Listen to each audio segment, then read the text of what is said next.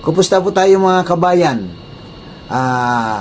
Nandito na naman po ako, muling nagbabalik at mayroon po tayong mga mahalagang isyu na pag-uusapan o talakayan dahil kamakailan lang ay nagkaroon po ng ingay itong mga residente dito sa Nasugbu, Batangas. Hindi naman lingid sa kalaman ninyo, no? Itong mga tao na mahigit 1,000 ay nangangamba na mawalan ng lupa na kanilang tinitirikan ng kanilang bahay dahil binawi yung CLOA o yung Certificate of Land Ownership Award mula sa kanila na dati ibinigay na ng Rojas and Company. So, gusto ko kung panoorin ninyo, mga kabayan, kung ano ang iyong magiging reaction tungkol dito dahil ito po ay ang i-involve dito ay yung mga ordinaryong mamamayang Pilipino. So, I hope ang gobyerno natin, ang PBBM government, ay kampihan sana itong mga mahihirap na mga ordinaryo nating kababayan. Dito natin mapapatunayan ang gobyerno ngayon kung paano sila mag-a-address o paano nila ito i-resolve itong sitwasyon na ang involved dito ay isang Rojas. So, mga kabigan, panoorin po natin itong video na to dahil gusto kong kayo mismo ang mag-evaluate, muni-muni kung ano ang magandang gawin ng gobyerno at ano ang magandang gawin bilang isang ordinaryong mamamayan na katulad natin. Panoorin po natin ito, kabayan. Libo-libong mga residente sa bayan ng Nasugbu, Batangas ang nababahala ngayon sa ginawang pagbawi sa lupa ng Rojas and Company Incorporated o RCI. Ayon sa grupo, naglabas kasi ng Consolidated Order ang Department of Agrarian Reform o DAR at binabawi na ang Certificate of Land Ownership Award o CLOA ng lupain ng Rojas and Company Incorporated na ibinigay na noon sa mga residente ng siyam na barangay ng Nasugbu. Ibig sabihin, kapag nasunod ang Consolidated Order ay paaalisin o ide-demolish ang mga residente sa siyam na barangay. Ang pagtitipon ay pinangunahan ni Vice Mayor Mildred Sanchez. Kasi naglabas under ng Consolidated Orders, masakit man aminin na parang susunod kami sa Hacienda Luisita na i-demolish ang mga tao, pero alam namin na may mga magagawa pang paraan para hindi ma-demolish ang aming mga kabarangay doon sa Hacienda Rojas. Yeah po, nagkaroon po ng magandang proseso nung simula hanggang sa sinukat yung mga tangkilik ng mga tao at binigyan po ng mga CLOA. Hindi po nasusunod yung nasa batas natin na bawat isang magsasaka 3 hektarya ang nasa sa batas para sa reforma. Pero hindi po yun ang nangyari.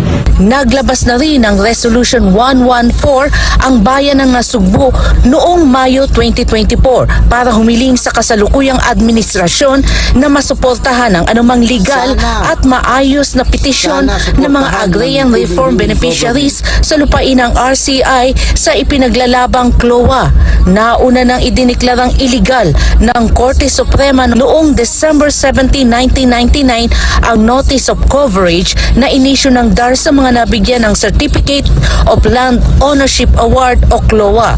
Pero iniurong na ng Rojas and Company Incorporated ang lahat ng kaso at ibinigay na sa DAR ang exclusive authority at jurisdiction para aksyonan ang pamamahagi ng mga lupa sa mga benepisaryo. Hindi rin mapigilan ng ilan sa mga residente na maging emotional, lalo na mula pa sa kanilang kanununuan ang kanilang paninirahan sa lugar. Napakasakit po sa amin mga kalooban. Humihingi po kami ng tulong na huwag kaming paalis sa amin tinitirigang bahay. Paano po yung mga apo-apo pa namin, yung apo sa tuhod? Saan po kami pupulutin? Saan po kami papupuntahin? Yun ang aking lolo, tatay ng lolo ko ay doon na sila nakatira dati pa. Doon na rin po kami pinanganak at doon na rin po kami nanirahan, doon po kami nagsasaka. Nandun pong lahat ang aming itinabubuhay. So kaya po kami narito, unang-una lumalambing na sana may puso pa natitira ang ating gobyerno. Napakaliwanag po naman PLOA, Certification of Land Ownership Award. Ibig sabihin, ibinigay na ng gobyerno yan nung panong una-una. Pag ibinigay na sa iyo, pinangahawakan mo, ibig sabihin, ikaw ay PLOA holder. Kasi may opisina rin dito ang Hacienda Rojas para lang din maipakita namin na ang nagsasama-sama ang siyam na barangay kasama ng Sangguniang Bayan na maipakita namin na at mga barangay official na maipakita namin sa kanila na hindi lang kami nandito para humingi na rin ng awa sa kanila na sana naman pagbigyan yung hiling ng aming mga kabarangay. Yun.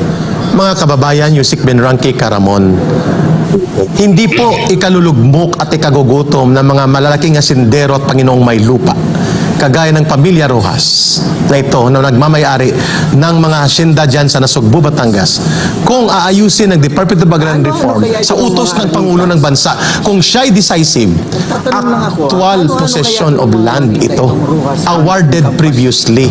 Kung ano man ang isyo ng mga Rojas, mas uunahin dapat ng gobyerno dito ang kapakanan at kabutihan ng libo-libong mga kawawang magsasaka at mga ordinaryong mamamayan kaysa gusto ng mga Rojas na ma-reinstate ang property sa kanila. Kaya nga may gobyerno because they should be the arbiter for the people. Hindi konsyerto dapat ang solusyon, kundi decisive action ng Pangulo ng Bansa sa 5 barangay na may halos 50 pamilya o 50 tao na mga mawawalan ng lupain sa Nasugbu, Batangas. Yusek Benranque. Kay Rick Kapiter, may batas o walang batas, basta't gugustuhin ni Lisa, Aray ko. mangyayari at mangyayari yan. Kasi Ito kaya yan? siya, Aranita yan Ruas Aranita, di ba? Titiban sila. Gugustuhin man ng mga tao naman natin sa kanila.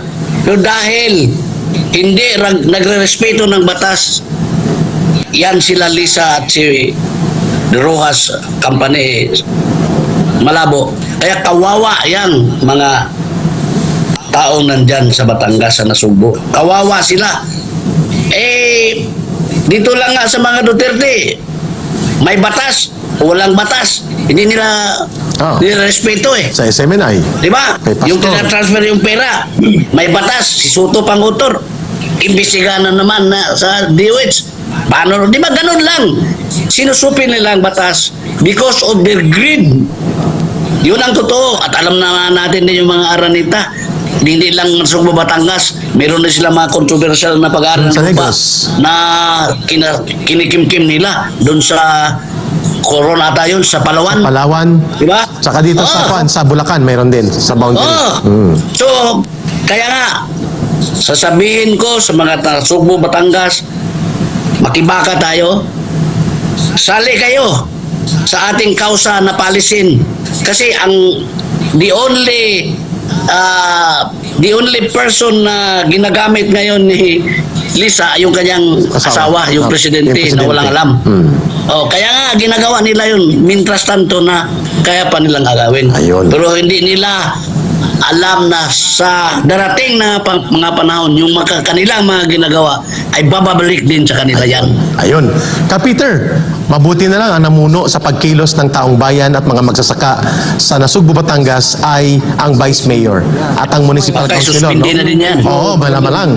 At mabuti wala doon ang CPP organization na kilusang Delikado magbubukid. tayo. O yung KMP. Isuspindi yan. Opo. Yun lang. Kapiter, formula ito Sana lang, para sa ha? pagre-recruit ng NPA. Formula ang kalagayan nito para mabuhay muli ang communist infiltration and recruitment sa Batangas at sa maraming lugar kung ganito ang kalakaran ng gobyerno ni Marcos Jr. Caramon. Simple lang ang arithmetic diyan, parang 1 plus 1 equals 2 lang yan. Napanood natin yung Ali, no, yung matanda, no. I think baka hindi kami naglalalayo ng edad yun, no. Pero ang salita niya, ang sabi niya, ito pong, saan kami pupunta? Itong lupain na ito ay minanan namin sa aming mga magulang. At yung lolo namin, yung tatay ng lolo namin, sa kanila nang galing to. Ang ibig sabihin, baka panahon pa ng Kastila, nandun na sila, yung lahi nila. At ngayon ay paalisin sila. At meron silang CLOA. Yung CLOA, yan ang pinakatitulo. Yan ang legal. Yan ang legal instrument ng mga tao para sabihin na, amin to, hindi nyo kami pwede paalisin dito. Pero, they are being ejected. Sino nagpapaalis sa kanila?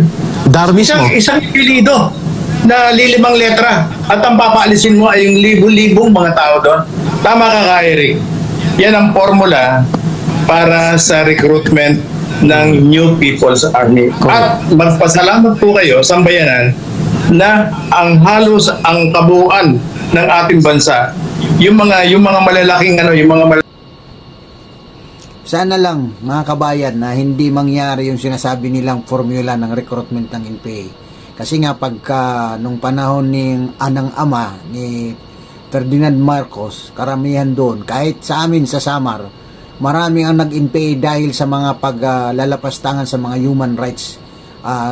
Grabe ang human rights violation. Kaya maraming na-recruit ng NPA, sinamantala yun.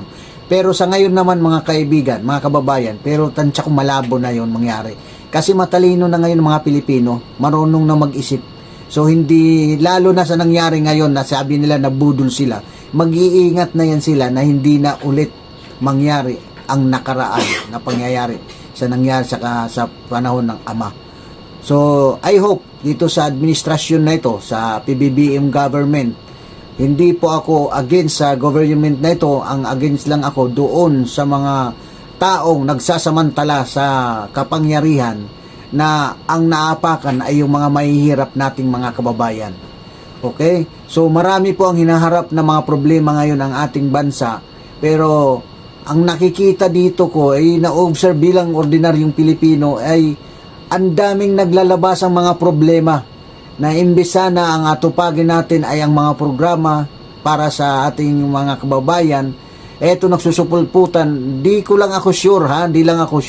Pero ang akin lang tanong, bakit ngayon nangyayari yan?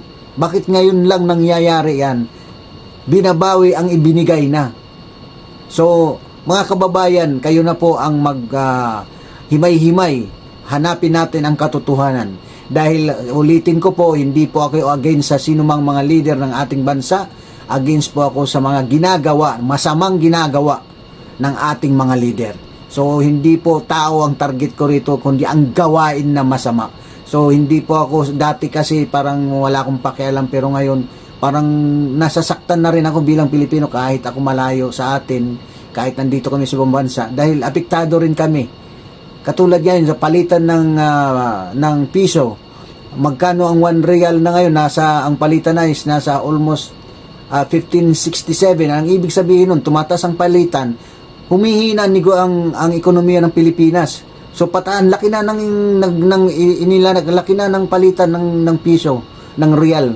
So ibig sabihin, bumababa lalo, humihirap lalo ang ating bansa. So, yun lang po. Thank you sa inyong panonood at huwag niyong kalimutan mag-subscribe dito sa channel na ito kung hindi pa kayo nakapag-subscribe. Maraming salamat po.